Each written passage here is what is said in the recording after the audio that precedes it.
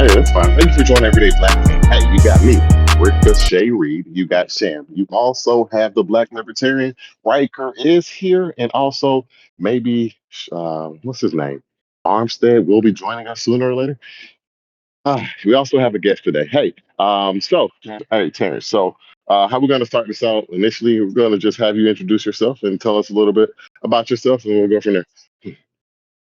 Not a problem. I'm Terrance Ruth, professor at the North Carolina State University in Raleigh, the state capital.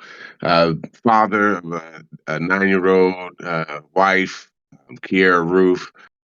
Worked for NAACP, worked for different social justice organizations, and then recently ran for mayor of Raleigh.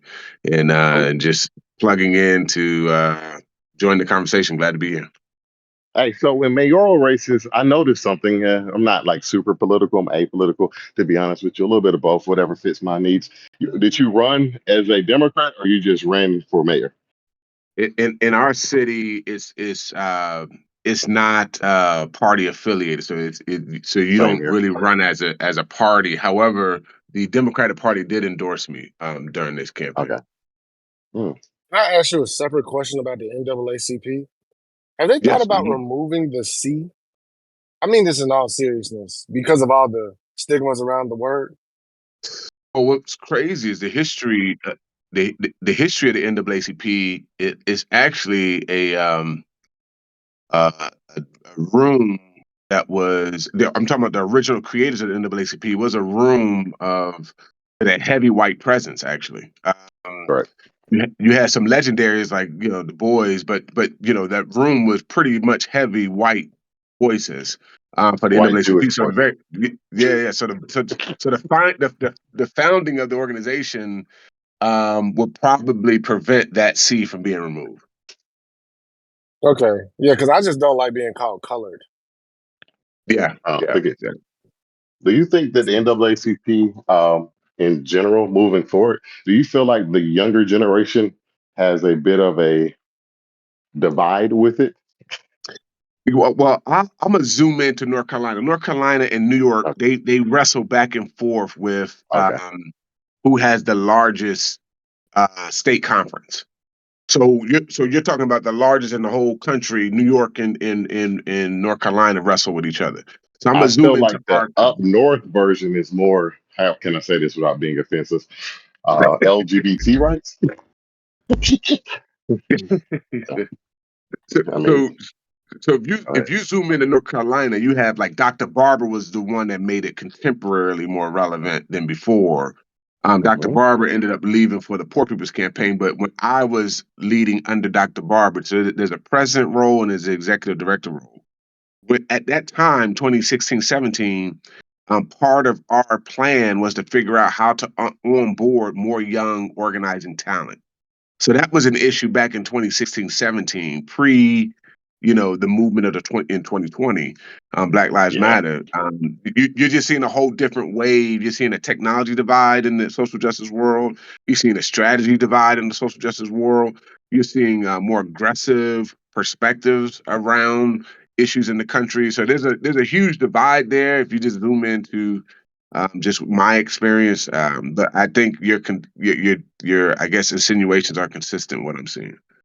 Oh, so you agree with my assertion that the NAACP, this whole generation, I mean, I hate to say it, it's them and I mean, I call them the National Black Talkers of Congress, don't seem to represent, and like, I don't understand how you fix that divide between is it older and newer generations, or what is Well, it? well Because what I found is there is a whole view of organizing that rests in technology.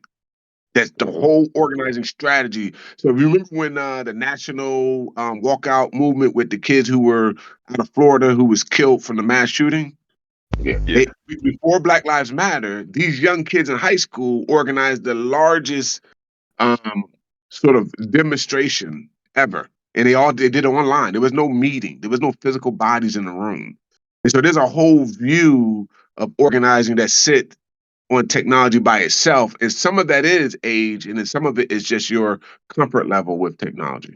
And so there's a whole huge different divide just based on strategy, ideology, and then also we need to do a better job at feeding a talent pipeline and being students of that younger talent pipeline. I don't know if I we've don't. been When they call them radical though, because like if they're young, like I don't know if you know this, but the younger generation seems to be fighting for that one thing, reparations, and the older if generation is you just like, yeah, yeah, if you zoom into the civil rights fight, John Lewis was considered radical.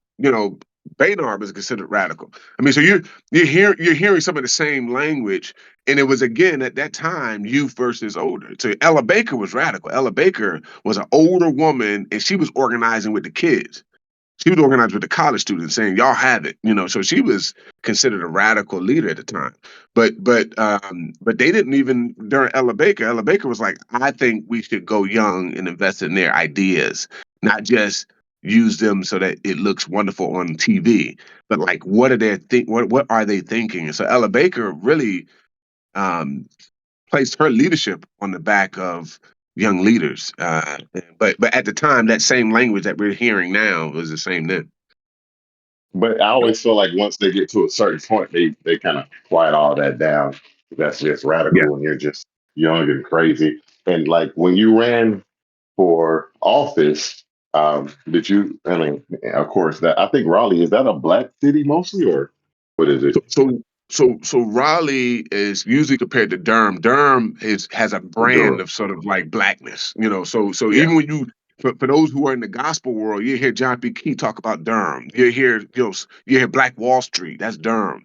But Raleigh has a very strong history so Shaw University, HBCU, one of the oldest in the country. That's right here in Raleigh. So a lot of your great thinkers was birthed out of Raleigh, but the brand of blackness really rests more with Durham, even though Raleigh has a rich history in that space. Okay. Why did Because you want to be a mayor? Yeah, no, it's a really good question. That's actually probably one of the most frequent questions. When I was announcing, it was 2020. Matter of fact, when I announced, it was January 4th, 2020, or 2021. But I spent all of 2020 talking to different community members. We've only had one black mayor in Raleigh, period, and that was late 1960s. So we've only had one black mayor in Raleigh. We were going through 2020. We had some of the statues taken down in our city. This is the capital of the city. And then on January 21st, I announced my candidacy January 4th. And then you had the DC event where they were marching on the Capitol, like that same week, actually. But my reason for running is in my city, we are probably one of the fastest growing cities, most prosperous, quote unquote, in terms of everybody indexes. But we're seeing that growth on the back of Black communities disappearing. And this is not unique to our city. But I had a chance to walk around in these different communities, and I wasn't hearing that same fire to fight these issues. And they were asking for, someone to stand for them. And I believe in the Ella Baker's leadership philosophy. She said, if we have strong people, we don't need strong leaders. And so I want to create strong people. So my view was number one, how do we make sure that Black people realize that their resume in local government is unmatched? So the bus boycott, that was local. The sit-ins in the restaurants, which started right here in North Carolina in Greensboro, and with Ella in Raleigh, that was local. Desegregation of schools, that's all local. That's school board. All these things are local. But I have seen where there's a political right audience. They have already gone local. They're already banning books in schools. They're already changing curriculum. They're already, they zoomed into local. And so I wanted to remind us that we have tremendous history in local government. I mean, we changed the country in Well, local efforts. So, yeah. I guess my question kind of comes from the fact that I don't think government ever fix anything. Like the scariest phrase to me is, "I'm from the government and I'm here to help you." Right? Yeah. Because especially Yeah. for Black people, the government has not done much for us. In fact, anything it's done for us has hurt us 20, 30 years down the line once we've looked at the research. So I guess that's where my question is stemming from. Like, given the history of how government has helped, quote unquote, Black people, why do we keep trying to go into that sphere if it only makes our lives worse? Is there a better route for us to take to make our lives better as a people? One, I think when we started to engage local government, we had a philosophy of community empowerment and then advocacy at the local level. But we were educating our own students. We were, supporting our own economy. So there was a level of independence that was assumed in the Black community itself prior to government. The reason why I ran, because in my view of leadership of government, it should represent a group of people. Which means if I'm representing you well, I become invisible and your desires become visible. What is happening is that people are going to get votes and they are not representing the desired population. And so Isn't that like I'll give you, nationally too? Like, you I mean, think that's national too? I think at the national, state, local level, we have communities that are used to having their votes sort of hijacked and their issues hijacked Yeah, to create political momentum without giving um, that particular voting block outcomes. And so for me, um, I went to a community one time, this very wealthy community. And when I walked into the room, I'm just giving you an example of the inverse of what I just shared. I went into the room. When I walked in, I was a candidate at the time. They had a map on the table. They had their community attorneys, not their personal attorneys, they were the community attorneys at the table. They had a list of things that they wanted for their community. And then I was almost like I was entering an interview. And I've gone to other communities and they were like, save us. Two different worlds. One community is telling you to save us. One community said, do you fit the job to execute our desires? And I think we should see government as exercising our desires because you're paying them. You're paying for that. Rather than one hero that will save us in our entire community. I think the disposition should change. Topic of political Jesus. yeah, but that's Yes, how political narratives work. They always put a front person. Even if you look at that's right. like people like Trump, That's right. he That's right. probably believes a lot of his stuff. But if you look at the people who've been in power, those unelected people, that's why you got this same old typical Republican That's government. right. Even if you look at Obama, he put a lot of those clean people in. Like John Lewis. Like, I mean, you mentioned him. I know people love him to death, but in retrospect, he just kept getting voted in, not because he did anything, in my opinion. After the civil rights, he just became like a icon. I mean, and icons, that's how they destroy movements. Um, I don't want to say they buy them off, but they put the icons in place to just keep them there. Kind of like how Al Sharpton fell. Like, I mean, Al Sharpton come in the neighborhood, you don't care no more. Like, no one cares about Al Sharpton. There's a book called Why Movements Fail, and they actually talk about the civil rights movement. And then also, there's a reason why most people don't know about Ella Baker, because she didn't believe that she should be this queen that's sitting on top of the hill and should consume all power. She thought power should be decentralized. Black Lives Matter had that same view. They were like, we need to decentralize power so that there's a group of people spread apart that's powerful rather than one human being.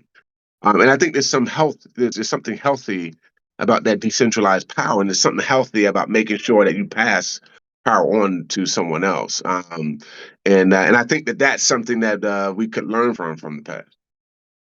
Yeah, because Black Lives Matter, I mean, those leaders kind of, I don't know. I saw that from the beginning. 'Cause I mean, I'm going to say this. I didn't think a group of lesbians really cared about black men, even though they act like they did. I mean, I just don't, like when it came down to it, I remember they were like talking about voting, and then it's like, no, we're going to dance. It was like one instance, and I think it was in New York. I can't remember exactly what it was. Like, no, we're going to just go outside and dance when they were trying to go against like the Democratic Party. And there's always this fear of you're gonna be looked at like a Republican. It's like, no, don't look, man. Like even now that we have someone on the ballot, they're trying to fearmonger him. I don't know how you feel about brother what's his name? West, brother West. But Oh, they're Dr. gonna West. Yeah, Fair like enough. you can't say nothing wrong about Dr. West. Like he's for the people. Like he's like they're trying, but no one believes that one, right? Like, no one believes that one, right? Cornell West, he helping the Republicans. Like I don't think so. I don't think so. Maybe they can make No, a Right. fake Twitter account and Cornell, find a tweet from like 2012. yeah, Cornell has had a unique place in Black history because he was the first person to come out loudly and critique Obama as a Yeah, Black male. And I mean, I remember. I mean, he received a lot of flack for that. You he hear was right. more. You hear more feedback and critique of Obama now, Yeah, but at the time, that was like, it's like it was like saying Jordan is not the greatest of all time. I mean, it because he was literally an was icon, like, right? He was an yes, icon. Like yes, he did the impossible. I voted yeah. for him the first time. The second time, I was like, why am I doing this? Because they do what they always do. They become heroes and then become villains. But I think you're right. It's the centralized power. You got to fight. You got to get other people in positions to help fight, even if you don't believe that person's fighting. But he actually, that's the argument that he didn't have the power. But that's just simply not true. It's just simply not true. He didn't fight for it, whatever it may have been. But I remember voting for him, and he ran a very liberal campaign, and I was just like, yeah. And it made me myself a millennial just don't believe in government as a whole, not to the extent of the libertarian you talked to earlier, but to the extent of just like this is just an oligarchy, and we don't have any heroes. But But it's crazy. I think early elections. If you look at like Lincoln and around that time, you had to stay in your house during the campaign. The community had to campaign for you. You weren't out there. It wasn't no big, billboard. I mean, imagine that view where the people have to speak for you and the work you've done and the things that you've advocated for, and you're not the one sort of consuming sort of power and branding into one human being, but the community has to leverage their voice and power to select. So that's a different type of campaign than what we see now. Right now, we see who can brand the most, who can brand the most effectively versus like community coming together to say this is the person that should lead us. they're chosen, like, and they're not chosen by us. That's how I feel. No. In my opinion, I mean, I don't know. I could be wrong, but you don't ever feel like they're really fighting for you and your. I don't know. People. I don't know what that means though, right? Economic freedom. um, Well, economic freedom is a hard thing to even kind of put yeah, into something that the average person understands. But I think, Terrence, you hit on a point that was really good earlier, which is how do we get more young people to be wanting to be involved in the political process? Yeah. they're No, pessimistic. They're young. yeah, I remember going to an event and one it was a young organizing event and they gave me one of their flyers and I said, hey, I'm running for mayor. I would really love to hear from you. You know, my disposition is always to hear so that when I recommend policy, you can say that represented me or it didn't, and you can deselect me in the next election. Now, that student was like, I'm not into politics. Good luck with that. That's what the exact statement. She was like, good luck with that. And so if we don't handle this transition of power and young talent and leadership to a younger audience, my fear is that there's no longer not just a lack of vote, but there's no longer a desire. During earlier years in our history, there was a desire to be a part of a system that will give you political power. If we don't do a good job at transferring that responsibility and leadership and investment into a younger audience, we're going to lose complete desire to even engage in that space. And I that's mean, my fear of the current time. Well, can we've I seen how ask, it like, works. have you? Hold on. Wait. We had like no, I'm sorry, not we, but they had a younger person like AOC. She went in there with her quote unquote liberal ideas, and I mean, look at her now. So like, look at her now. She's kind of sold out to the establishment.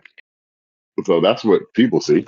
Uh, I think that so for me, I think that there's some level of power that exists in community that doesn't require government at all. So there's this Facts. huge there was this huge CRT movement during 2020 when I was announcing. I remember somebody called me. It was like, so I teach social justice, I teach African American leadership, I teach research and evaluation at the university. And so in the academic world, CRT is a sub theory to critical thinking or the critical theory. Um, but in the social world, you would think that this is the greatest theory of all time, or it's a dominant theory in the academic world. But it's not. It's just it was lifted up as a tool to poke holes in sort of black power that was consolidated during that time. Um, and at that time, what I was saying is they were attacking schools, books, even some professors, teachers. Um, they're talking about history. There were certain things you can't teach in history. There these sort of deliberate attacks. But if you teach your kid at home, I have a huge library at home. I have a 9-year-old son. You can remove books from the school if you want. My son will have a tremendous library. He will see me reading. He will see me studying. He will have his own book collection. So you can remove any book you want. He will have the book. But so if we empower communities, families to take control of aspects of their life, these local attacks can happen all day, but they won't impact our community. We've said that here before that we don't believe the school should be Hold teaching the dynamics hold on of one second. slavery and all that stuff. Like, no, all slavery and whatever kind of Hold chattel on, Rich. slavery. Go ahead. Hold for a second. I got a question. How do you all expect to gather the support of the youth when outside looking in, looks like we haven't done anything for black people? How have our lives overall gotten better from your interaction with us? I mean, do you have the trust of us as people? I'm not going to tell my son to do anything with it. Yeah. So the weight. So this is another. That's a really good question. Usually, the voter feels the weight of having to trust somebody. Like I mean, I hope I trust this guy. Hopefully, they pull out some solution for me. But really, it should be the other side. I should be actively engaging in your desires, your outcomes, where you want to go, so that I earn that trust, that connection, that transfer of votes to. But people don't feel they need to earn it anymore. So to your point, if somebody doesn't earn your vote, don't vote for them. If somebody doesn't own your trust, don't trust them.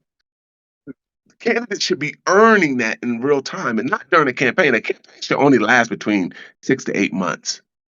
If I that's the mean, only, oh, go ahead. and sorry to cut you off, but as far as the youth, right? The youth is sitting here on the back end of multiple generations that have seen failures where things ultimately just haven't gotten better from it. And though the youth is more idealistic in their views and their overall perspective of things, they can tell, like, hey, we had bombings of churches and now we're having bombing of churches again. Whatever has happened, especially with black leadership in our community, it hasn't made things better. We're in some kind of cycle. We're going right back where white people want to segregate. They want to push us back to the city. They're gerrymandering again, right? So I don't know if it's rhetoric that's posting out a lot of that that makes us think it's worse than it actually is. But from the perspective of the average everyday youth, it doesn't feel like, and even my perspective, right, as a 37-year-old grown black man, I don't see how government or black leadership has done anything to make my life better. In fact, it's made it more stressful, more uncomfortable, and I feel ostracized from my own community because of most of the views in the Democratic and Black Party. I'm just being honest. So No, I'm no, trying to no, understand, huh? no. I think you bring up a very solid point. One, I think that there is a view that we should have of government that should be readjusted. And I'm not on here advocating for existing how things exist as it is now. I have a certain view of how government should engage constituencies, and I don't know if that is happening at the moment well. So one part to your question, I think the government is a part of a series of tools that a human being should have on their tool belt. It shouldn't be enlarged to a point to where if this entity doesn't perform for me, my life falls. So I am advocating for an appropriate view of both local, state, and federal government in a person's life. The second part that I think is important, I think there's a way in which nonprofits, governments, anything that's aiming to support communities, especially Black communities, that they should um, activate, energize um, Black intelligence, Black ideas, Black innovation within those communities. For example, Dr. Caleb Rashad, Black brother out in San Diego, he's the CEO of High Tech High. What they do is they go into communities and they teach communities design thinking, not policy, not wealth creation, design thinking. And then from their design thinking, the kids start to believe that, man, my ideas can change the world. My ideas can change this community. And it's parallel with a series of skills that they develop that would allow for them to produce real-time solutions. So when that kid leaves that community, when something is absent, they're like, man, I can create that solution. Or when something is not present, they're like, man, I can do this. And it's coming from a Black CEO of one of the most well-funded schools in the country. And I think there's a way in which we can give younger audiences access to skills that will allow for them to activate what they feel they need right now without having to even look to government or nonprofit. I'm seeing those pop up everywhere, sort of like the community design hubs and they call it liberation design, whereas it's embedded in community and it's not this tech design. It's not this Ivy League design. It's really embedded in the ideas, the hopes, the fears, the dreams of people in the community. And that is actually being embraced by a younger audience. You said something, and it kind of made me uh, draw a parallel. Do you know what a brain drain is for like foreign countries? I don't. So a brain drain is typically when you have we'll call it third world, or just a country that doesn't have a large, GDP or whatever. And Hmm. essentially all their trained people leave the Oh, I country see. to go Yeah. to the first world and send money back. So it's Gotcha. not that they don't have smart people, it's just that all of them leave to support the economy essentially.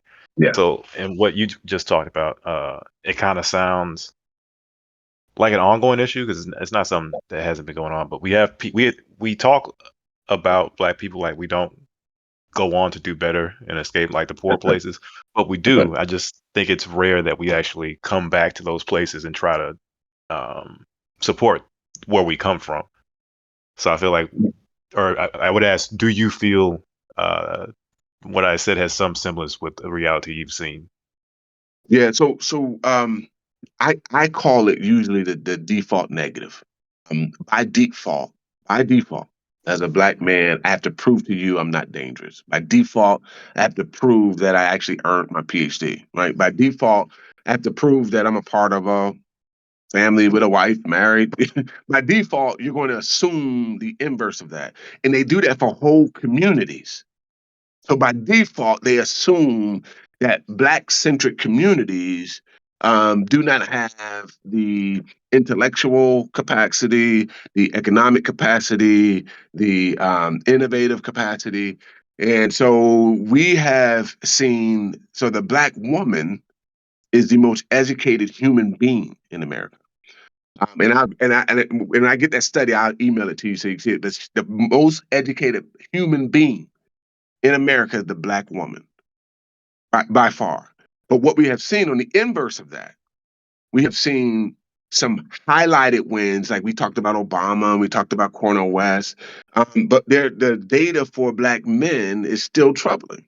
If not um, um, troubling, it's deeply concerning. Um, in my profession, I teach in the School of Social Work. We probably average one Black male per year or semester. In my class, I'm just talking about my class.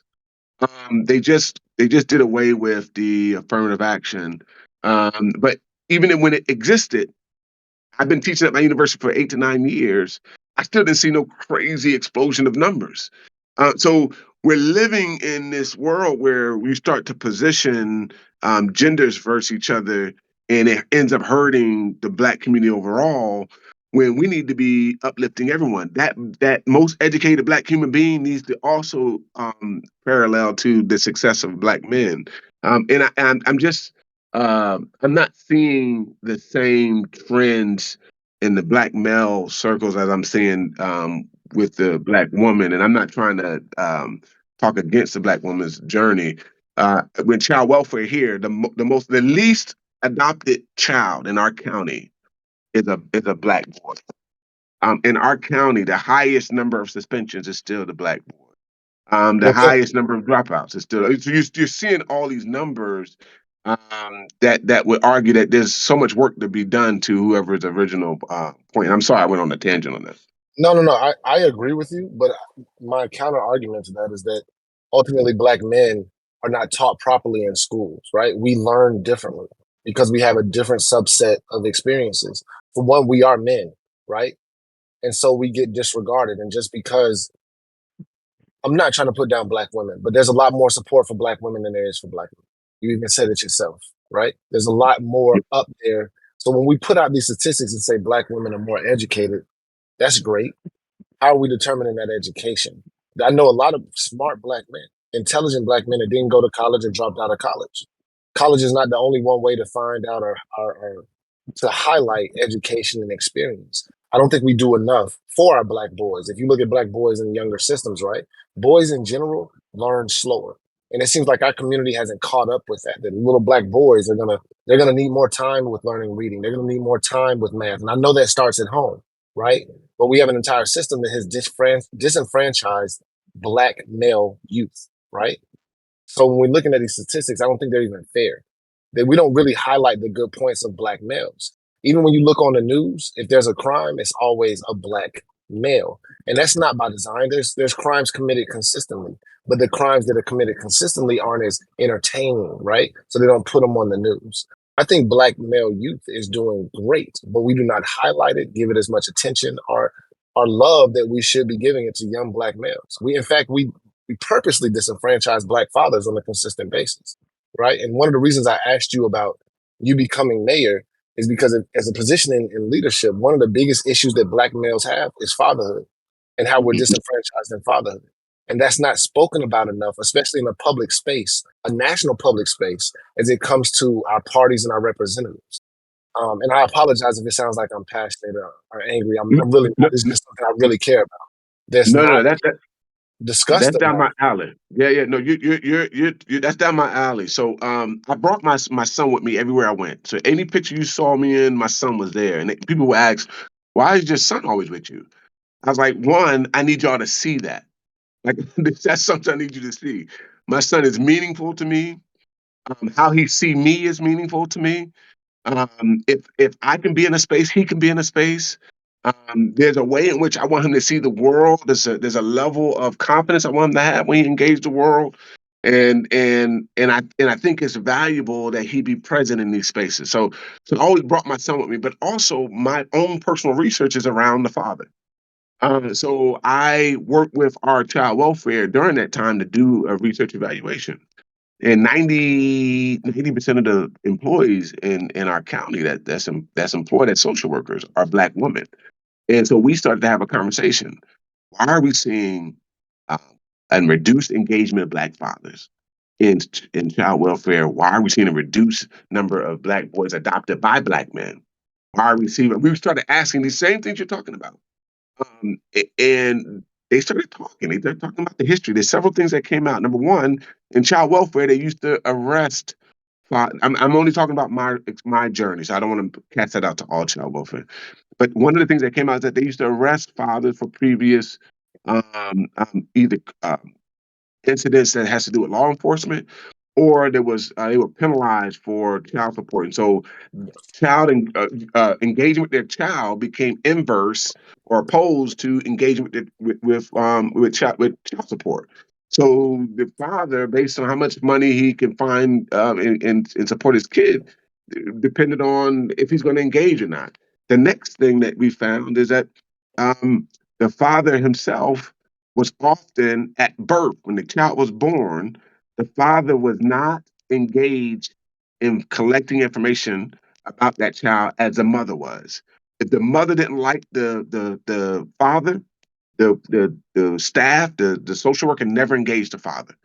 If the mother did not want the father involved, the staff never even talked to the father or the father's family.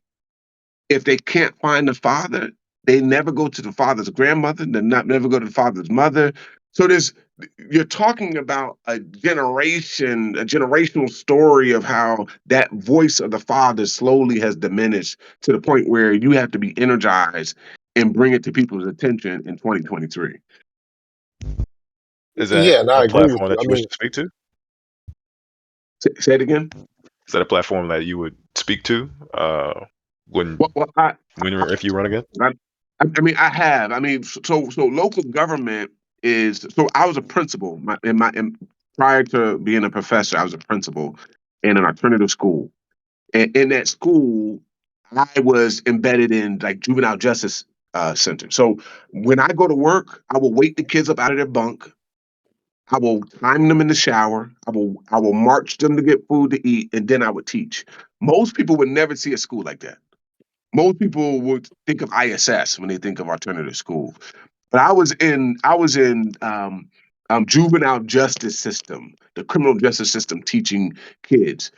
And I have no control over the kids who come to me. But when I was I had my bachelor's degree. What caused me to go get my master's and my doctorate was I began to see me over and over again. I was seeing brothers, I was seeing fathers, I was seeing, I mean, generations of family members coming through my program.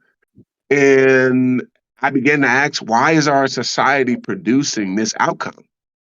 And then more granular, why is our cities producing this outcome?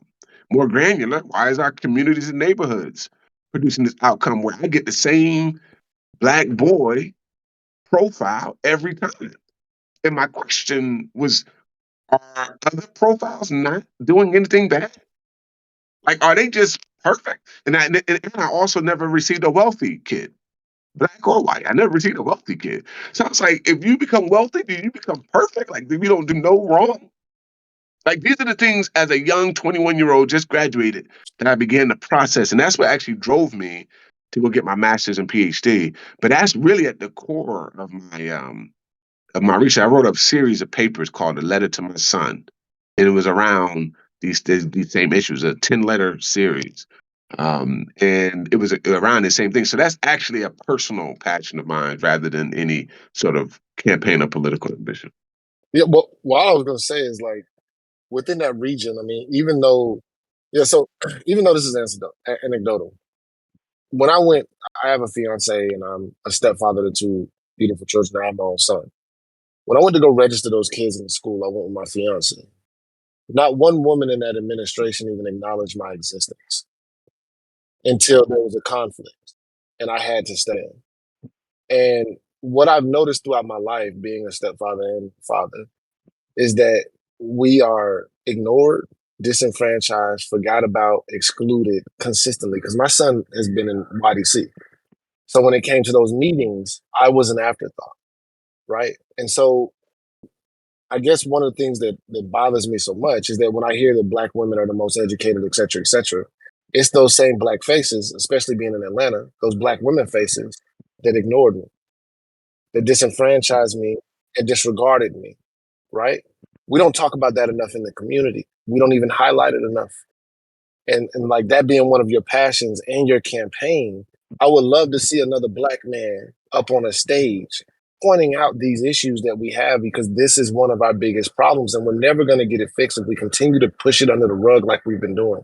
I've met so many black fathers who are involved in their child's life through the child support system to fatherhood programs that do not get any highlight, do not get any mention. These stories need to be heard. These stories should be at the highlight of the black community because there are fathers working 5 jobs just to take care of one kid because of this system we have.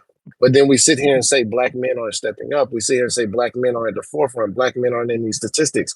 They're not in these statistics because you're looking at the wrong information to get the knowledge that you want to know. And we as our black leaders, one of the things that bothers me about them is they continue to perpetuate this negative stereotype about Mm-hmm. black men and not give us Mm-hmm. the highlighting references that we need to show Yeah. black excellence in black fatherhood. Black excellence as black men. We ignore it. And that's one of the reasons that I just can't get with a lot of these systems, because they just perpetuate the same nonsense over and over again. You don't fight for me, you fight for her. If you're in Atlanta, you have one of the top scholars on Black fathers. Her name is Dr. Cry Coupe. She just was hired by Georgia, not Georgia State. Yeah, Georgia State University. And she was a professor here at NC State. I'm mentioning her, Dr. Cry Coupe, because her whole study is about Black fathers. So what she did is she went back and said, how are we measuring good? Good is a relative term. That means you got to compare it to something else. This chicken wing is good because I've tasted others that are not as good. But if I say that this chicken wing is good, it tells you nothing about the chicken wing. I have to compare it to something else. So when you say this father is good or bad, then in your mind, whether you're consciously or subconsciously thinking it, you're comparing it to something else. So she went back to say, what are we measuring? Why are we saying bad and good for Black men? What are we measuring? So there are traditional ways in which that sciences, the academic world, would measure a good family, a good father, a good Black man. And so she began to challenge those. And in her research, it ended up, and this is contemporary research, ended up saying that the Black father is the most engaged father of all fathers. And I think they were particularly focusing on um, the fathers who are not in the home but are still connected to their kids' lives. But they said the Black father is the most engaged. But they wasn't measuring how many hours are you at the table. It wasn't They measuring, how many, hours did you read to your son at this time. And they were measuring sneakerheads and how much they were educating their kids on the business behind that entrepreneurial model. I mean, her research is amazing. I don't even want to do it injustice for trying to summarize it. But there are scholars out there that's ripping that standard family, model apart to say that there are other ways to measure engaged fathers and engaged Black men, and they're screaming to the hilt, but it's still that exclusive academic, world. Well, hello, my name is Ryder. I hopped in a little bit late, but I want to say that from this conversation, I'm really enthusiastic and thrilled that we're having this conversation because it really needs to be talked about. But when I want to come in, what you just said is really, really valid. You know, at the end of the day, what do we want the end result to be? That should be really the ultimate question.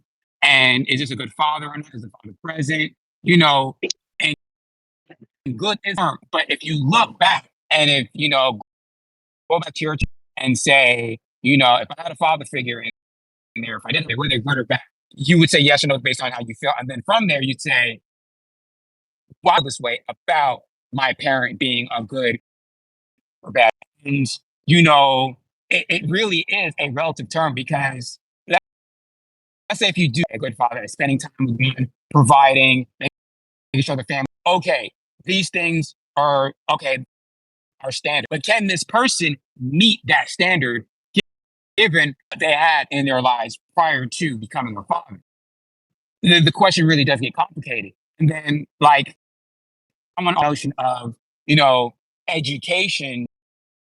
And like right now, they're saying, and I know this because in my field too, Black women are like predominantly, like, as far as this goes, are the ones becoming, in the profession, and Blacks are like very little to small. I mean, Black males are very little to small. But you have to ask yourself the question, why is this a thing? Why is this happening? And, a lot of Black males don't get those to say that this outcome is possible. Let me achieve this. Or saying that, I've never seen anybody do this before, but I'm forced to achieve this, and most, Black, like, the product of education is what ultimately it should be a productive citizen. What is a productive citizen? Get a good job, make a good amount of money. You're taking care of yourself and you're contributing to society. That's it, right? Bare bones. And we have to ask ourselves the question, is our society producing this in the Black male? Because we got Black, Asian male, Caucasian, like Hispanic. We have a whole bunch. Is society doing their part to produce these productive citizens? If so, why not?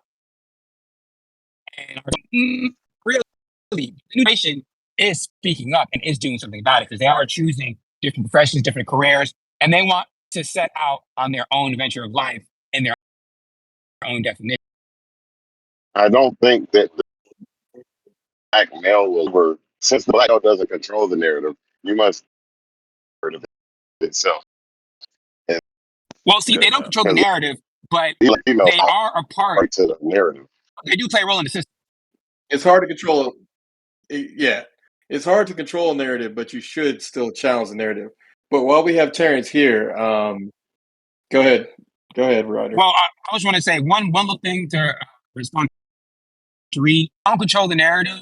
Really, the question is who does, and even if we not only challenge the narrative, why not use the narrative to get that you want? Because humans are flawed. Even though let's say the system and originally was designed to fuck Black Americans, but you can still use the system to your advantage. Because actually, I was talking to him the other day, and he was like, American is not the race. He's like, it's the least race. I'm looking at him like, okay, sure. But he did have good points, whereas the black male, even being quote unquote oppressed, still will should achieve rights. They necessarily haven't done it in other countries. And he is right, but that's because the system can be played. So yes, you don't control the narrative, but you can use a narrative to say what you want. But again, that takes keen insight and a will to do, and that's not, and most people, period. Thank you. That definitely is helpful. But Terrence, you also have a podcast. Can you tell our listeners more about your podcast? Yeah, I went through that whole journey of I called it during the campaign. I called it being a student to the community. Like I literally, that was our tagline. We need to become a student to the community. Most people weren't comfortable with students, that term student, being placed on a person that will lead a city. They were used to a person coming in who had perfect, excellent ideas, who said, I will either save you or I will, propose. But I said, no, good ideas should come from ground up. In order for it to come from the ground, I must become a student. But I heard several questions. People didn't know what a mayor does. And I'm in a weak mayor structure. So our city manager really operates the city. The mayor is really the figurehead, but our city manager is the one that really runs the city.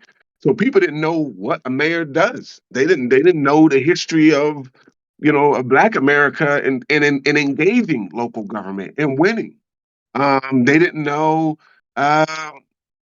how they could leverage advocacy so that it makes a difference rather than coming in late when something was already being created or destroyed.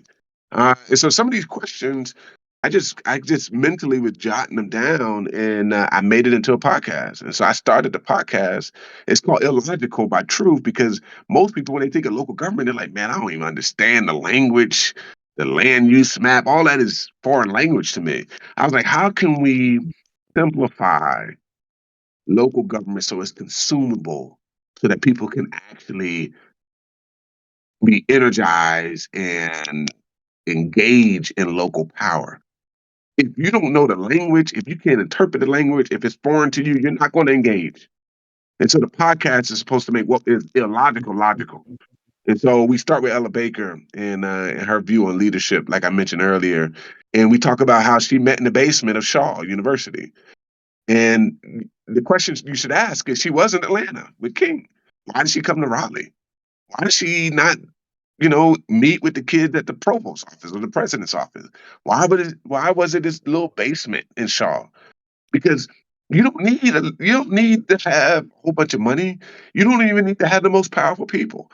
You can organize locally and change the United States, just like Ella Baker did.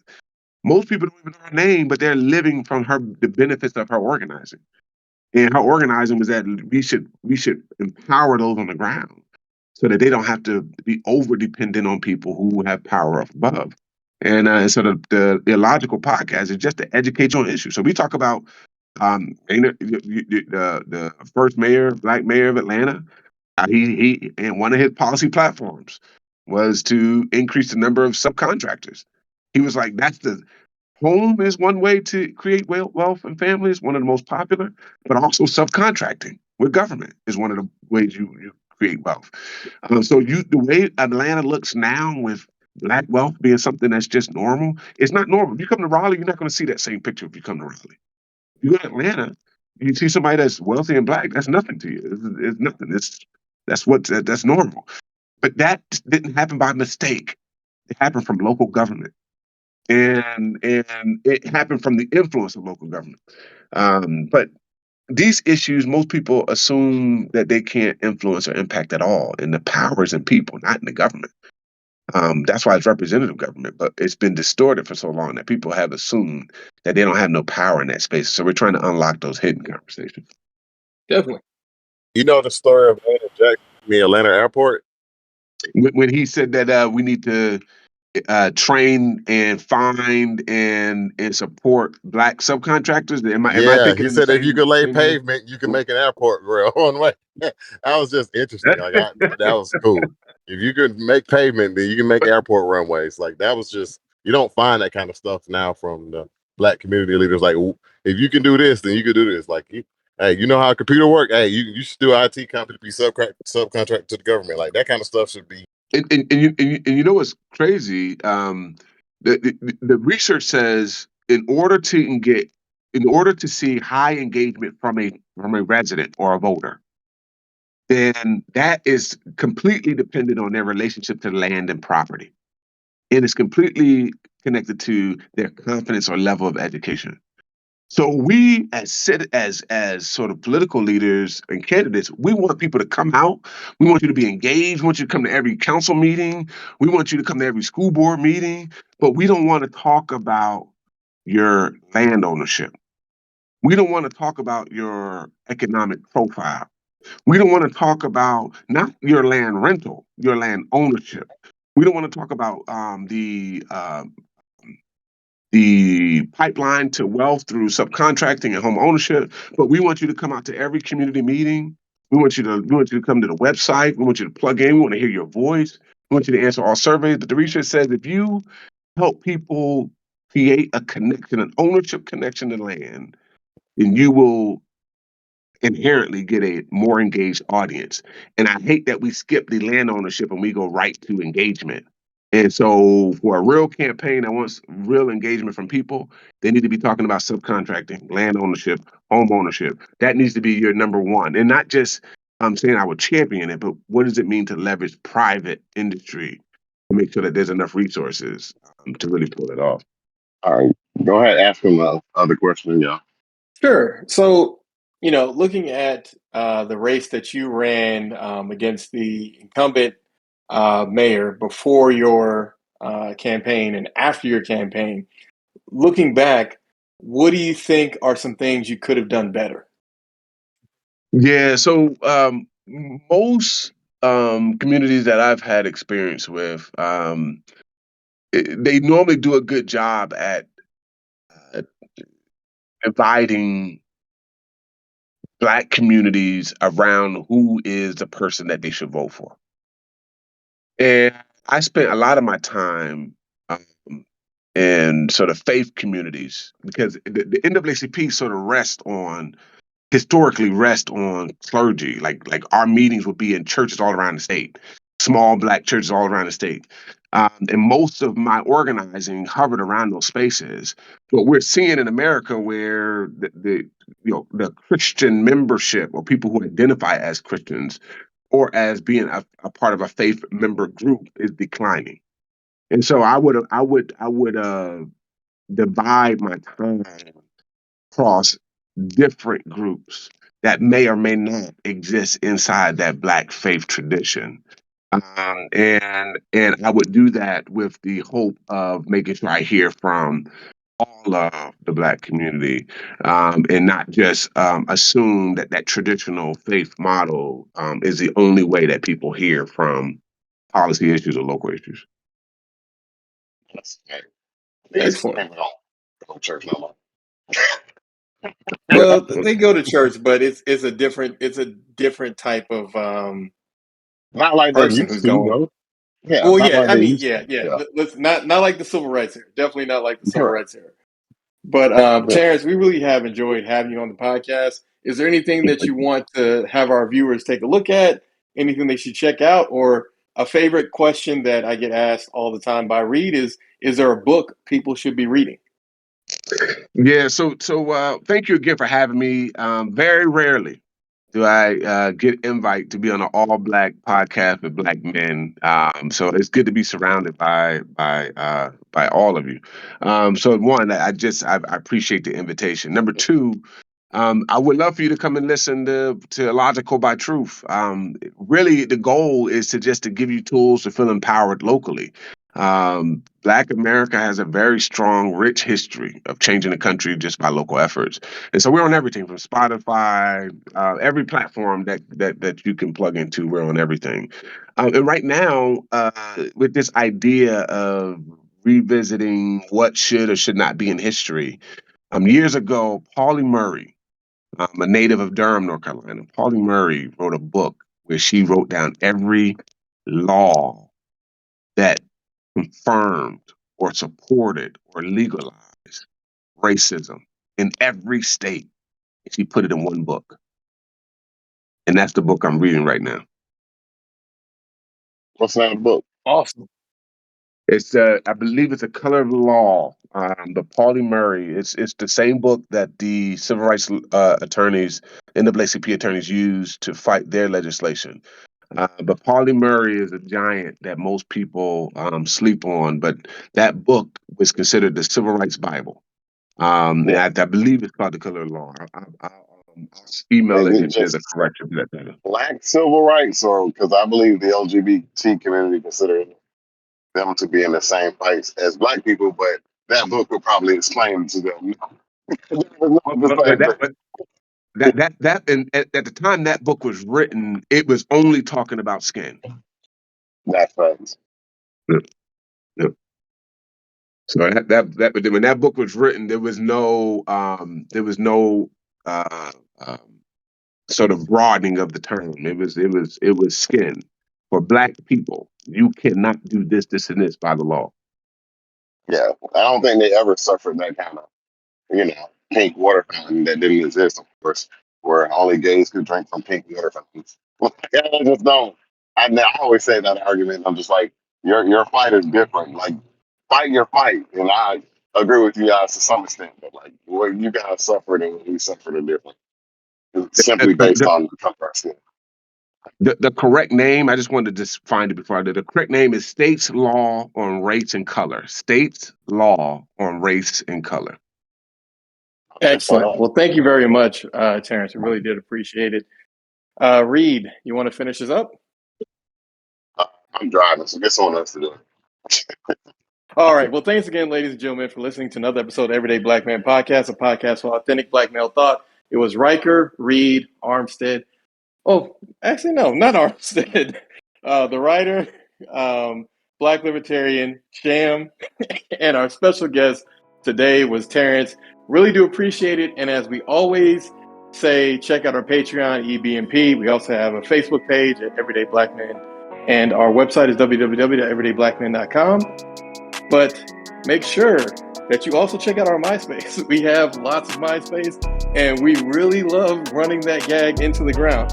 But no, really, all things considered, we really do appreciate you, Terrence, for stopping by, and really hope that if any of our listeners have any questions, they'll reach out to us, and we will reach out to you. And come back, because we love having repeat guests. We love it. Thank you for having me.